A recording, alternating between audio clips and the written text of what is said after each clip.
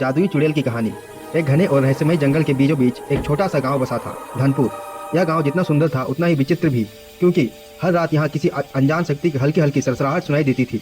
लोग कहते थे कि जंगल के भीतर एक पुरानी झोपड़ी में जादुई चुड़ैल कायरा रहती है। कायरा आम चुड़ैलों जैसी नहीं थी, वह बुरी भी नहीं थी, लेकिन उसे इंसानों पर भरोसा नहीं था। उसके पास एक पुरानी किताब थी, रहस्य मंत्र, जिसमें ऐसे जादू लिखे थे जो किसी की किस्मत बदल सकते थे।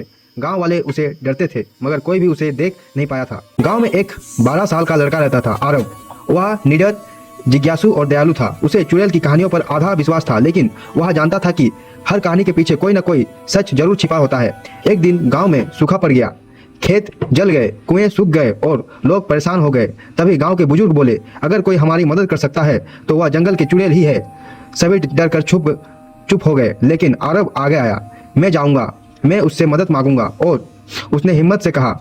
अगली सुबह वह जंगल में प्रवेश कर गया। पेड़ों के बीच अजीब सी ठंडक थी, हवा में फुसफुसाहट, जमीन पर चमकते हुए पैर के निशान और झाड़ियों में हलचल, सब कुछ डरावने वाला। लेकिन आरव आगे बढ़ता गया। काफी चलने के बाद उसे एक टूटी फूटी झोपड़ी दिखाई दी।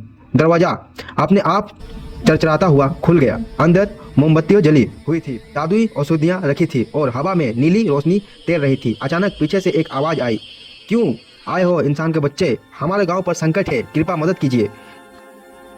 कायरा ने उसकी आंखों में झांका। उसे लालच, झूठ या डर कुछ भी नहीं दिखा, सिर्फ सच्चाई और साहस। मैं मदद कर सकती हूँ, लेकिन उसके बदले तुम्हें एक परीक्षा देनी होगी, चुड़ैल ने कहा। परीक्षा आसान नहीं थी। उसे जंगल के 3 रहस्यमय स्थानों से 3 चीजें लानी थी। पहला, आग ना उगलने वाले पत्थर की गुफा से चिंगारी कण। दूसरा, भूतों वाली नदी से चांद की बूंद।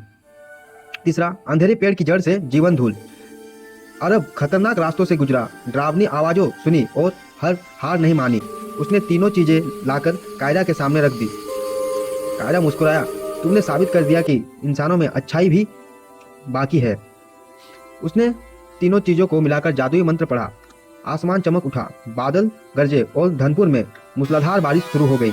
गांव फिर से हरा भरा हो गया, लोग खुश हो गए।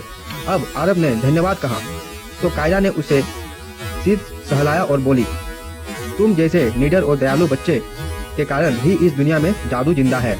उस दिन के बाद कोई भी चुड़ैल से नहीं डरता। जंगल अब डर की जगह रोमांचन की पहचान बन गया और आरब वह गांव का हीरो बन गया, जिसकी हिम्मत ने एक जादुई कहानी को सच कर दिया।